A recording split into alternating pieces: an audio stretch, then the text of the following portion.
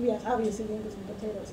Now, this is a picture by Alice Neal of two Puerto Rican girls in New York. And what I wanted to tell you a little bit about this is that before Puerto Ricans were actors in the art world, they were objects. They were objects of sympathy. They were often portrayed as poor. But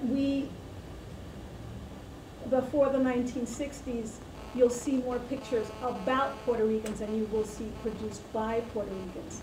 So, Alice Neal lived in El Barrio from about 1950. She was married to a Cuban man, and she's rendered some of the most wonderful portraits of the community. She's the only person really that you can see in a museum collection that depicted the Barrio community and her neighbors in a sensitive way. That was done in 1959 to Puerto Rican girls, and as you can also see, they're black.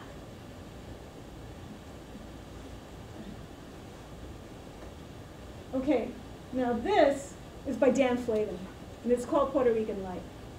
Minimalist work, 1965, and that's when you're going to see me a little more animated, because now I'm away from my stuff. I don't have that much of a handle on. I'm into conceptual art and modern art, and it's called Puerto Rican Light to Jenny Blake, and it's one of the few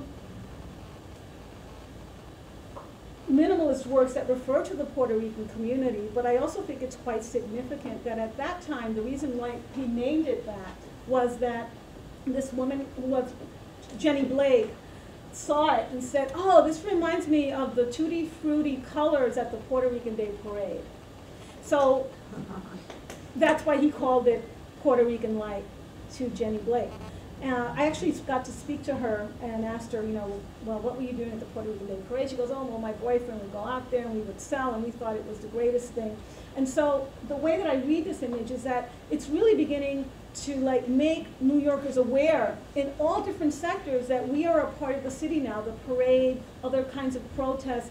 Even among so-called avant-garde artists, they began to notice that the Puerto Rican community was alive and incorporate something about them into their work.